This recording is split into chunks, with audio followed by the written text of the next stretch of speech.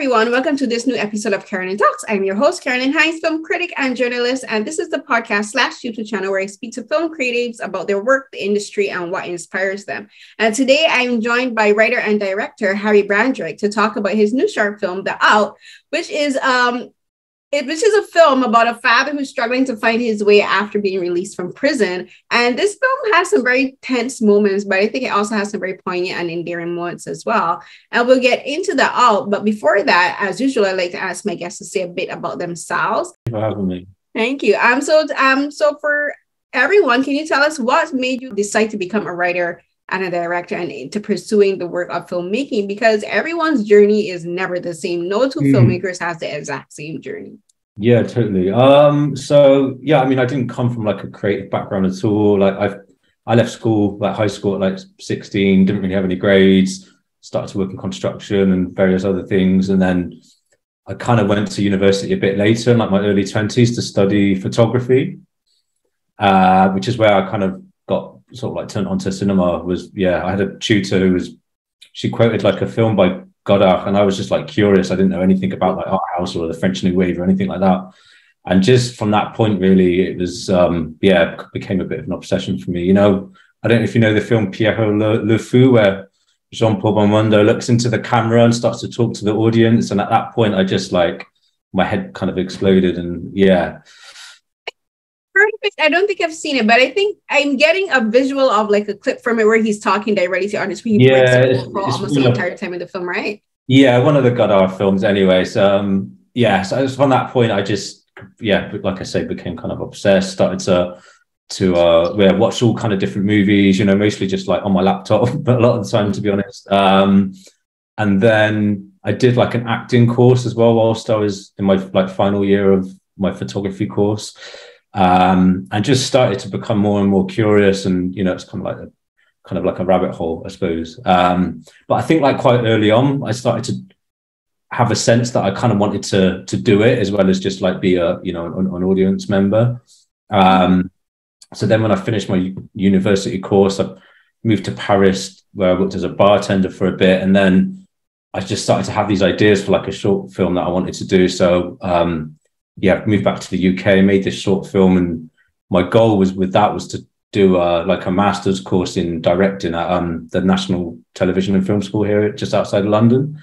But I'd made this short, and then I kind of thought, well, I sort of know how to do it now, and I've already got other ideas. And so then I did like another short, which got into like a couple festivals, and then did this one, which has led me to talking to you right now. And here we are. As I said, no one's journey is the same. So it's interesting that you started out from being a photographer. And I think for a lot of people, like it does give being a photographer, I think lends a certain eye to filmmaking, whereas we're instead of starting straight onto filmmaking, because as a photographer, you got to be more cognizant of how you frame a shot, because you only have this one split second to capture the perfect shot. Whereas for a filmmaker, you're able to like do a shot and then like, okay, reshoot, take from a different angle. Whereas for like in still photography, for instance, you have to make sure that everything is perfect the way you want it in this shot. So like what was the transition for you from doing photography to filmmaking? Like how did being a filmmaker, what am I saying? How did being a photographer help you with discovering your, I guess you could say, your eye as a filmmaker? Yeah, I think, you know, it's not just like all those things you said are true, like composition and framing, but also it's like storytelling, you know, like a photographer tells a story in one frame or one image, you know, and like I feel like the photographers that I kind of fell in love with, people like Nan Goldin. I mean, Nan Goldin's a huge inspiration for me, but you know, they are like, there's a lot of story actually in those images. So I think for me, having studied those photographers, it felt like, quite a natural, it didn't feel too different, to be honest. You know, it's just expanding the scope of it, I suppose, in some ways. And can you say a bit about what your first short film was? Like, what was it about your first short film that you said, this is the story I want to tell first? Yeah, so the short film, it's about a young homeless woman, and she bumps into like an ex-boyfriend who I played. And the backstory is they haven't seen each other in like a long time. Obviously, she wasn't homeless when they were together. And it's just this kind of interaction. They kind of go for a coffee, and it's yeah, it's a lot about like what isn't said kind of thing, like super simple. And I think I kind of got involved with some like housing activism here in London.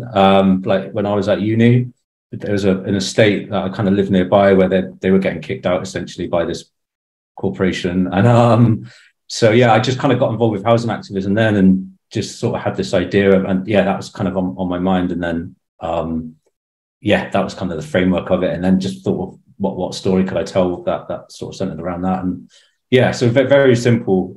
Didn't really like bother submitting it to many festivals or anything. It was more just, yeah, just for the curiosity and just for like wanting to make a film, really. So the thing that always interests me with short films in particular is like, I think every short film that I've ever seen is usually set in one day, or like as like either it's like a full 24 hours of one day caught within a short frame, or it's maybe just a couple hours of a story being told. And you have to, like, for short films, you have to make the story so concise, but also still so deep that we get a sense of who these characters are from the beginning. And you you do that with the alt, where like we don't have any introduction to these characters. We don't have like a what's the word you call it? A prologue? Is it prologue? Backstory. Yeah. Right. Yeah. We don't have a backstory. We don't have a prologue. So what, like, we get straight into the story. We get introduced into these characters, and like even for like the story you're talking about, you have to introduce a sense of history to the characters. Like we're like they're exes, as you said. So there's as romantic exes, there is a history. And you have to be able to tell that story of like, and get a sense of like why they possibly broke up and then what led them to the points they are. Yeah. And for the we do get that. Like we get a sense immediately that Liam and Jade, they're exes, of course, and they have a daughter, but just from the beginning, you can tell their relationship did not end well. They're uneasy. They have an acrimonious relationship, but they're still trying to do the best for their daughter. And we get that from basically one, like they're like, Jade is only in 2 scenes in this entire film, but you get all of this sense of history in their story. So talk about the beginning, the story of the alt from there, because like you have to introduce the audience to these 3 main characters. So it's Liam, Jade, and their daughter Sophia, and we already get a sense of their entire family dynamic from just that intro alone.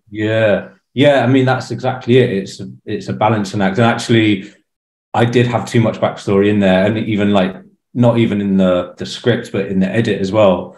But one of the producers on the film, she kind of said, you're giving too much context, and like you say, you don't have that much time, so you kind of have to get into the story. I think those things like you say about the interactions with Jade and Liam, a lot of it actually comes down to not just the performance, it's the writing as well, but it's the actors who they give you that sense. Kimberly is very talented. She, the way she communicates with Liam, you do just get this sense. You can tell their story straight away. You don't need to be told it in any kind of like simplistic, like easy way, or like you say with like a prologue. It's just there in the emotions and in the kind of nature of that interaction, I suppose. Sorry, I forgot, what was the second part of your question? No, I'm sorry. I just like your decision to start the story from there, because like we don't, like, for instance, like the film begins really with them right on the balcony and they're having this discussion. So like there isn't even a lead up, like there isn't really any lead up to this story. Like you see Liam getting ready and he has the ankle bracelet, ankle monitor, not a bracelet, people. It's not a bracelet, it's a monitor. No, yeah. But you know from the beginning, like I think like Allan, who plays Liam, I think he does such a fantastic job even from the beginning, because he's nervous. You can tell he's nervous, he's unsure, and he's trying his best to be as good as he can be with what he has. But then Jade and Sophia comes in, and then you realize, okay, wait, so this is what you did. You don't know what he did, but you do know that whatever he did, it's his fault. Like their relationship fell apart because it's him. And he has a sense of contrition about him, where like, and I think Allan does a very good job. And the way how you direct it, you can tell he's very unsure about himself, and he's very humble. And like Allan holds his posture in a way where you can tell he's waiting for any kind of negative comment from Jade. And it's not that the comments are undeserved. You can tell that he knows that he deserves whatever she has to say, whatever admonishment she has to say. So talk about starting the story from there, and especially there, and how I introduced their dynamic the way you did, because like everything about that intro scene with the three of them explains the entire film. Like that, like the entire film could be encapsulated into that one scene. Yeah, I think for me, like good writing is, you know, where character and plot are kind of the same thing. You know, like it's sort of it's the character is driving the plot, but you're also what they do and how they behave with other people is illuminating both the character but also driving the story forward. So to me, that just felt like the right place to start that story there, because straight away we're given, like, we know what it's about, we're given the premise, we're given all the essential bits of information, but like you say, there's also stuff in there about the character and about their relationship, and it's just, you kind of, I suppose you're just like working it in just sort of subtly, and it's a balancing act for sure. And as I was saying just now, like a lot of the balancing act has to do with, like you said, like the character and the plot have to be kind of like ingrained into each other. Like there's no time, especially for a short film, there's no time for great exposition.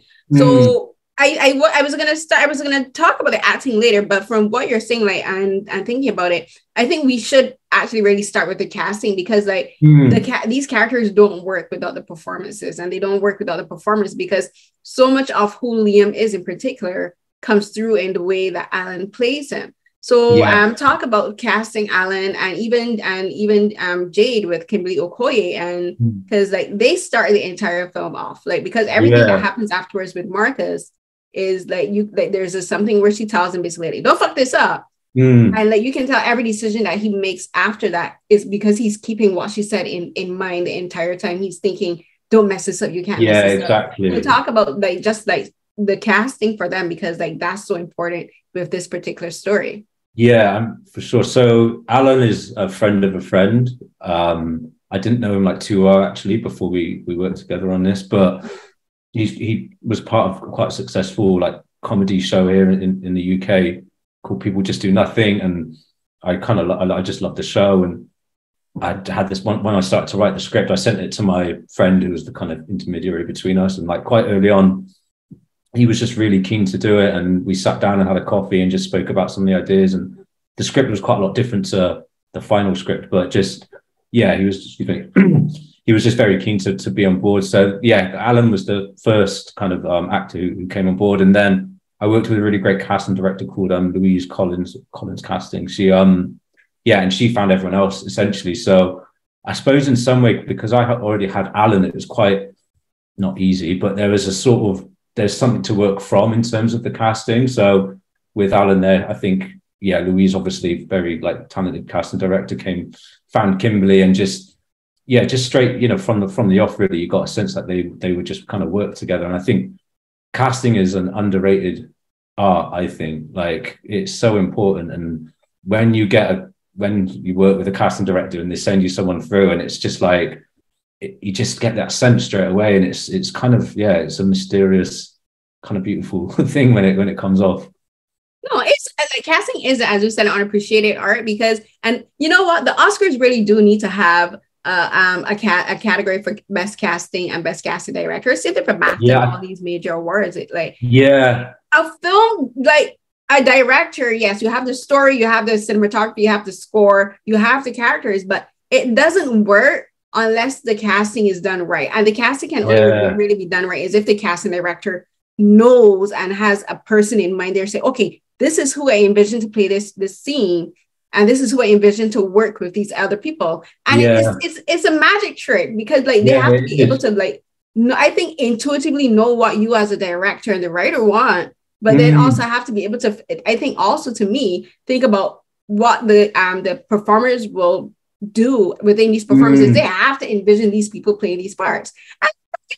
And they really know. That's it. It is amazing. And like, I think for me as well, when I'm working with actors and when I'm talking to actors about roles, it's like it's trying to get a sense of like who they are as a person, because that's who they're bringing to this. Obviously they're artists and they're creating something, but it's like yeah, it's a very like you say, kind of a magic trick for sure. Yeah. It is. And they deserve better. But but going from that with the talking about the performances, so for Liam, he's one of those characters where you feel for him, and a lot of that has to do again with Allan's performance. And like when I was watching this, because I watched it like maybe 4 or 5 times already. When I was watching it, I just kept thinking like, yes, he's a criminal. He's a felon, and that's obvious because he's wearing the ankle monitor. But then you can also tell that he's a father who's trying to do his best. And he's now learning what it means to be a father. And even in this short space of time, he's learning with the responsibility of being a father. You know, he's learning about the fear of being responsible for a small human being. I like looking after children is terrifying. Your brain and nothing happens to them in the entire time that you're watching them. And so he has that fear, but then he's also worrying about disappointing Jade. You know, he has all of this, and then here comes Marcus, and Marcus is a character where I think something that I never really thought about it until I actually was watching this, is like where you have people who are drug addicts, like they're so dangerous. And they're dangerous in the sense that they pose a threat to to the life that people are trying to rebuild. And in Liam's case, he's trying to rebuild this relationship with his daughter. He's trying to rebuild the stability of a relationship with Jade. But Marcus is like a whirlwind, and he's posing a very real danger to this life that Liam is trying to build. And he's also posing a danger to his freedom, because if anything goes wrong, Liam could end right back up in prison. So talk about that story, that part of the story, and like I think to me, Liam, Marcus is a metaphor for the challenges that people, especially people who are like or recovering drug addicts, and people who are trying to stay out of the prison system. Like Marcus is a threat to everything. So talk about that element of the story and developing Marcus. Yeah, I suppose I wanted to explore, like, there is a sort of toxic relationship sometimes with people in particularly like addicts together. Like that part is kind of like the story is based on kind of real life, but also not, in the sense of like my dad was a heroin addict, and he had an ex-wife who was an addict as well. And it's just, I think that dynamic is, I mean, it's sort of sad, but also like from a dramatic standpoint, it's quite interesting to explore. And particularly with like two men as well, there's a sort of overusing this buzzword toxic here, but like there is this sort of there is this sort of like kind of darkness to like these male friendships sometimes, and particularly when they're addicts as well. And I kind of just wanted to explore that in a way, but also it does obviously give that narrative momentum to drive the story forward too. So it's kind of both of those things. It is, and like you say, like you don't want to use the word toxic, but it is toxic. For one thing, drugs like heroin, like those kind of drugs are literally toxic substances, and they're corrosive. But in a metaphorical sense, like it is toxic, like what the toxicity of these drugs pose to their lives, both to Liam and to Marcus's, because we see like what can happen to people if they're not able to get out of that, like if they're not able to get out of the toxicity of addiction, whereas Liam is showing the possibilities of that, of the people who make that determination. I'm going to do everything I can to stay clean. I'm going to do everything I can to change my life around. So like it's like there's the balancing. That's also another balancing act in the film as well, because it's showing like both the light and the dark side, and the possibilities of becoming a recovering addict, and then for those who are unfortunately unable to come out of that addiction. Yeah, that's it. And I think it's kind of common for addicts to say, to when you get to like different stages of addiction, like for my dad, he was addicted for like 10, 20, maybe even 30 years. So like when you're at that level, it really takes a lot to not be an addict, because it's just it's your world at that point, it's everything. And like a lot of people would say, you have to leave people behind, you have to leave friends who are addicts behind you. Like you can't be sober and clean and be friends with that person, because it's too inherent in those relationships. So that's part of it as well. Because that's the struggle that Liam has, because when Marcus turns up, he has Sophia there, and in my head, I'm thinking, dude, why are you letting this man in your house? But there's this, but like you can tell he's thinking of who he was as an addict and who he was as a friend in that circumstance with Marcus, because that lets him drop his guard down when he shouldn't have, and listen to make a very bad decision that could have ended things for him in a very bad way. And like I was watching, I'm like, why are you letting this man who's clearly in withdrawal symptoms in your house and around your child? And that just also, I think, brings home the fact that Liam has no idea how to be a parent. Because like, if he had the experience of being a parent, he would know the safety of your child is your first priority. Right? But I think for me as well, like when I was writing it, I was kind of thinking like you were saying at the start, he's like very unsure, and like, you know, it's like you said he was humble, you know, when he's talking to Kimberly, and like there's a sort of humbleness and there's a sheepishness, and you kind of get, you know, he looks vulnerable.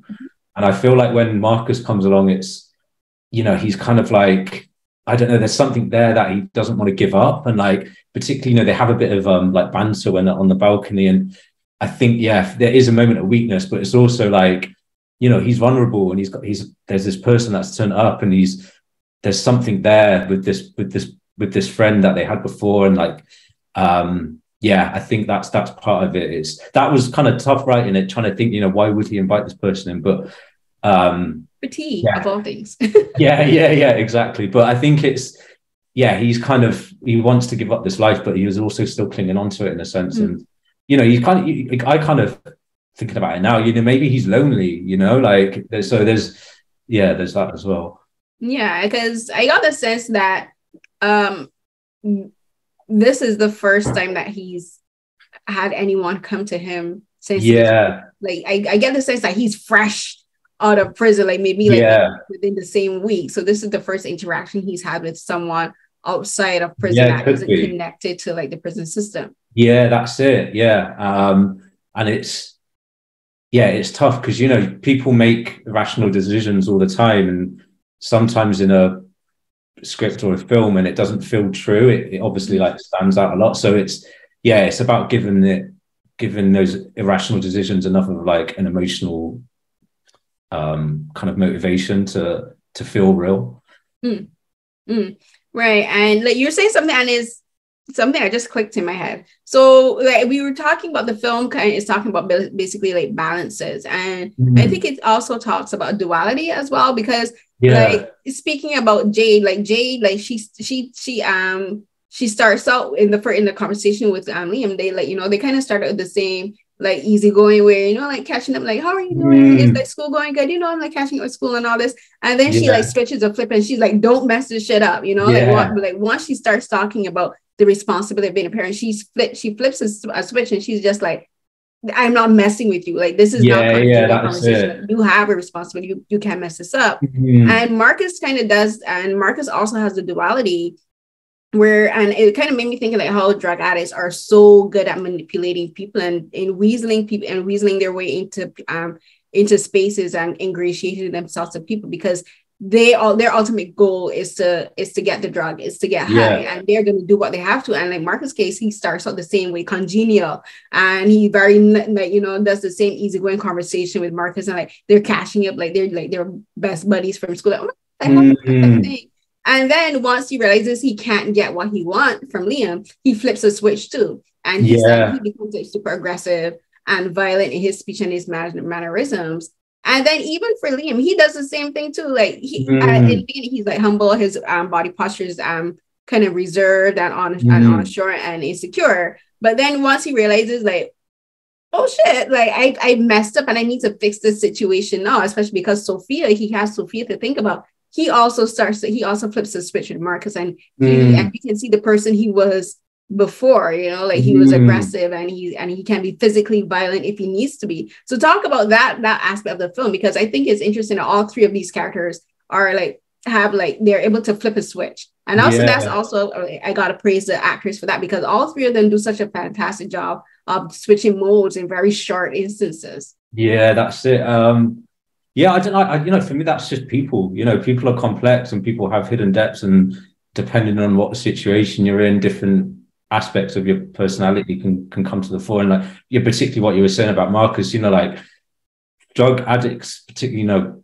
with very addictive drugs like crack and heroin, you know, you've just got to get high because it's otherwise you're sick, you know what I mean? And like, yeah, that like manipulative, and you kind of, yeah, he does kind of, yeah, that definitely manipulates Liam, and Liam's kind of drawn into it a little bit. And like, yeah, I think I just want to write like complex characters, you know. To me, they feel more real, they're more interesting to watch on screen, and like, it just lent itself to the story that I was trying to tell. But yeah, I'm really glad you say that, because yeah, like all the actors just completely nailed those facets of the character. Right. And you mentioned like some aspects of the film are based on like your own experiences as a child growing up with a father who was addicted to drugs. So when you were writing a script like this, like you said, like this, the finished script, it was in your original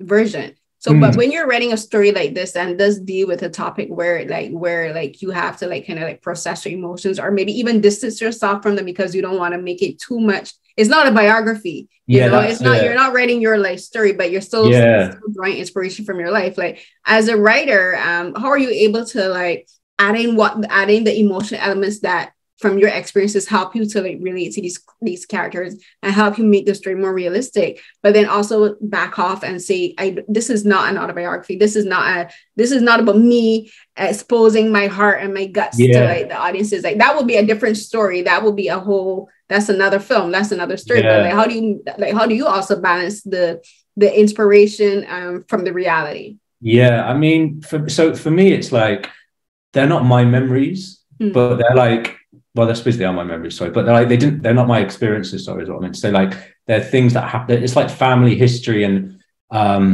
it's kind of, for me, it's a bit confusing because like my mum, to protect us from that relationship, we didn't really speak a lot about it. And so for me, like I kind of grew up like, you know, filling in the gaps, and I was quite unsure about like what that relationship was and what my family history even was, and what my dad's history even was. It's only as I got older that I really understood. So it's you know, I was reading an interview actually with Charlotte Wells, who did the After Sun. I haven't seen it actually, but she was saying, you know, it's like there's an uneasy kind of dichotomy between like how much you're inspired by it, but also it's a fiction. Do you know what I mean?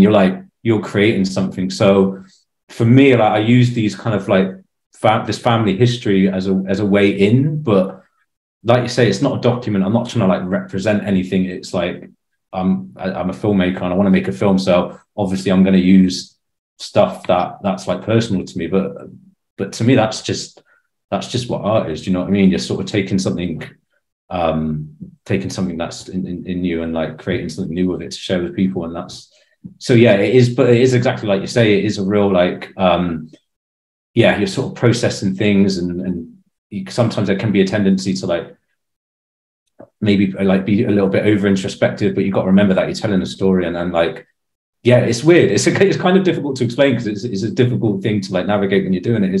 It's a weird, like you say, distancing and getting close to your emotions without being too autobiographical about it. I imagine it can be like kind of tricky. And I've seen After Sun. That's one of those films I think I need to rewatch it, because I was watching, I'm like, what is this film about? But that's not that it's bad. It's just like I think sometimes there's specific films like if you're in a particular frame of mind, like you kind of like miss what it's about. Resonate. Sounds like it sounds like quite mysterious. Quite a mysterious film in a sense. I need to see it, to be honest. It's an interesting film because it's about this father and daughter, and they're on a vacation. I think it's in somewhere in Greece, I think possibly. But it's just like it's interesting. Like it has like really good cinematography, and like I think I just need to rewatch it. But rewatch it, see what you think about it. But let me talk a bit about the writing, not for the directing of these scenes. Like this film takes place mostly in one location, and that's in Liam's house, and that's partly because like I assume because he has an ankle bracelet, the ankle monitor, so he can't go very far from his home. So everything starts out like it starts on the balcony, and then it goes into his house, and we get his space. And then like the only exterior shot we have is like when he has to go and find Marcus to get this bag this IKEA, I love IKEA bags. They're so versatile. Yeah. Let's go and get this IKEA bag with stuff in it, which is one of them is Sophia's bunny. And that's his main objective, is to get this stuffed bunny back. But like, talk about the directing of the film and like just the location of where you filmed and how you worked around the challenges of that location, because it's kind of like a small confined space. Yeah. Like the balcony, I think, was interesting because it's a narrow space and it's long, and you have to get all of these different shots from different angles to show the characters' faces. And then in the house, that's also a small space too. So talk about the challenges of directing that and like why you picked the locations you picked. Yeah, I mean, to be honest, like you're thinking of that stuff when you're writing the script, and like for me, like money wise, it's like you're constantly always having to think about like what's achievable within the resources that I've got. So it's like those. Yeah, it's not like you kind of write something and then you're chopping and changing it, and it's kind of like from the very beginning you're sort of working.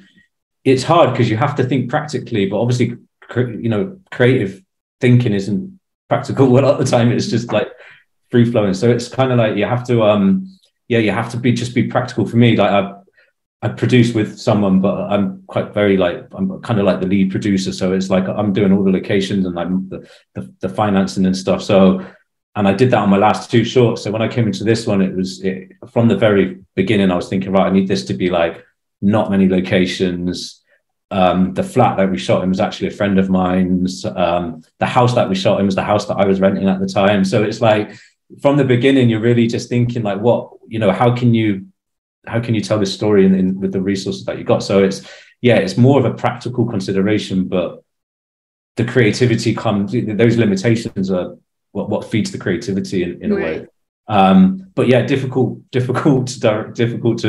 like, particularly the kitchen. I mean, it works quite well in the end because it's like a claustrophobic scene and it's quite tense. So like the kind of closeness and the, sometimes the face kind of obscures the camera. And for me, like, it kind of works with the scene because it's quite I just feel like it adds to the sort of claustrophobia of the scene, and probably what the characters are feeling as well. But yeah, it's difficult. And yeah, the scene at my house was a bit easier. I had a bit more space, but like, yeah, I was just worried about breaking something because it was like we were just about to move out and I didn't want to get my landlord to like give me a big fight. In fact, the scene, where you kind of like pushes them against the wall, we had to do that like 4 or 5 times. I was sat in the bathroom, which is just the opposite side, and he kept pushing him. And I was thinking, if he does this like 2 more times, I swear to God, that wall's going to go. It wasn't like it was a what's it called? It wasn't like a supporting wall. Do you know what I mean? That wall. So yeah, it was tricky. Yeah. Yeah, you're like, guys, please, I need to get my security deposit back. I wasn't. I was just like, do it harder. I'll worry about it after. No, but you're like, hey, we'll make the scene truly authentic, and then you're like, I have to deal with it through the wall. Yeah, too authentic.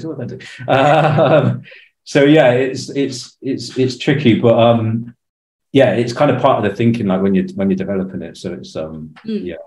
Right. So we've talked a bit about the adults. So I'll talk a bit about directing children, because Sophia, she's about 7, 8. So is this your first time directing a child actor? Yeah.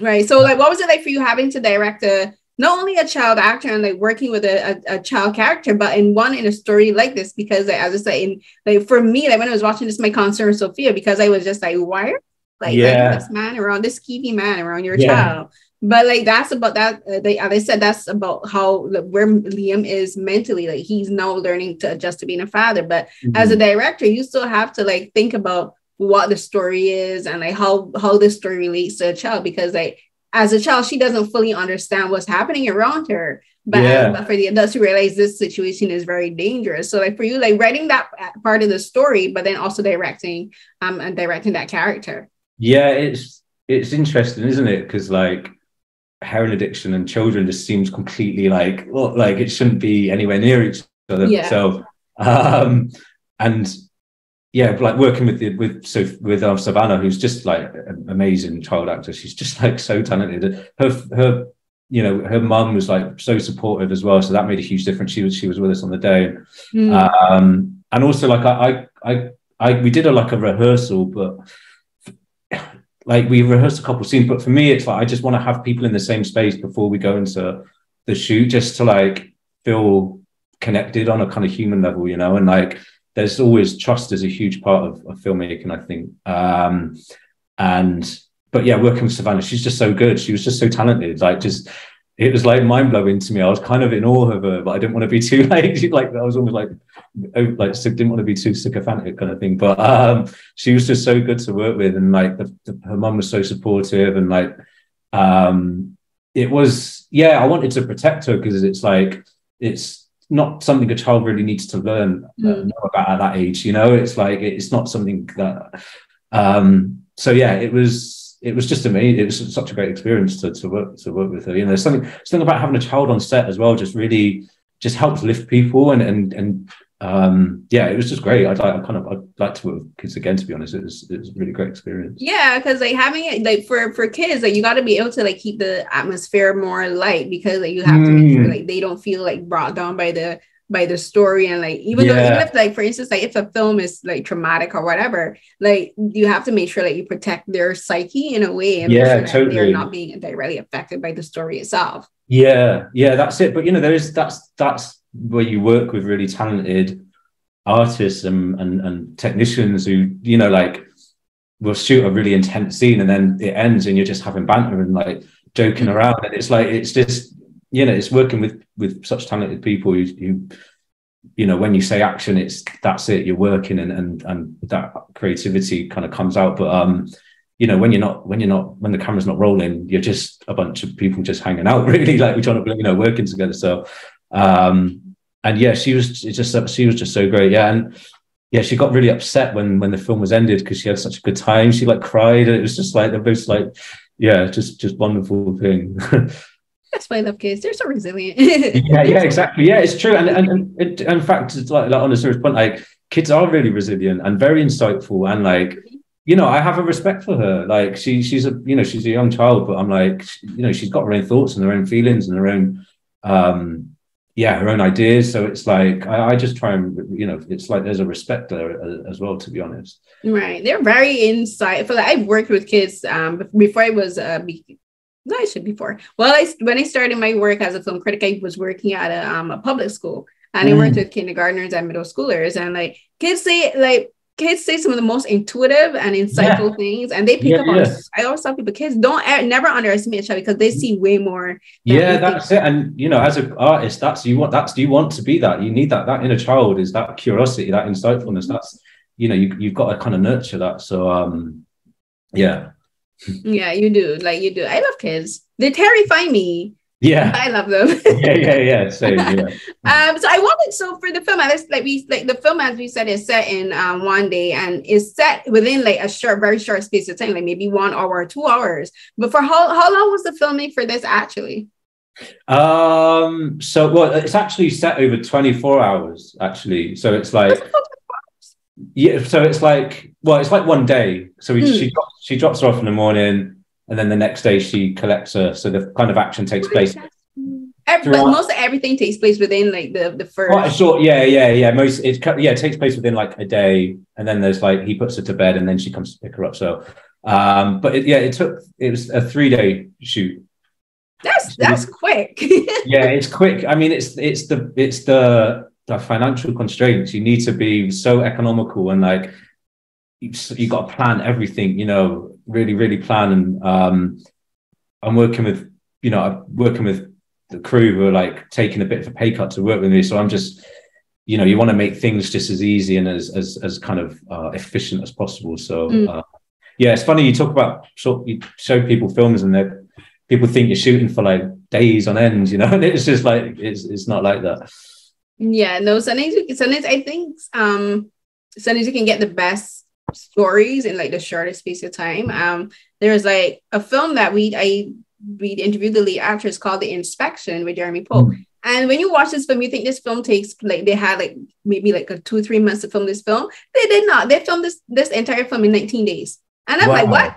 Yeah. Yeah. It's amazing what you can do with like a good team and good production and good planning. It's all that stuff has to support the filmmaking. Well, it is the filmmaking, you know, that is filmmaking, like producing and doing a shot list, doing a schedule, that's filmmaking. It's all part of the process.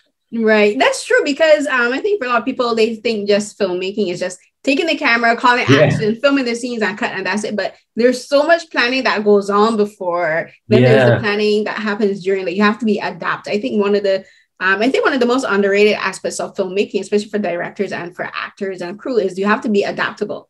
You know, you got to be able to adjust like on the fly. If something doesn't quite work, you got to be able to say, okay, wait, this isn't working. Let's try this again. And work around whatever new obstacles or challenges are, even if you realize this, like when you have it on paper, what you envision on paper isn't the reality, and you have to be able to, this is what I think, this is where I want the story to go. So I think that's something, especially for short films, again, like we're talking, like you have to think about financial constraints and time constraints, and be respectful of the time that everyone has to dedicate to this, because for many short films, especially for independent filmmakers like yourself, you don't have a huge budget, you don't have like a big studio backing you, so you have to be very aware of the kind of like the sacrifices that people are making to be able to work with you. I'm glad you say that, because I live in London, and I'm sort of blessed with, like, there's a lot of film industry, and just so I've done a few short films, and like the first thing I kind of feel after is just such admiration for the crew.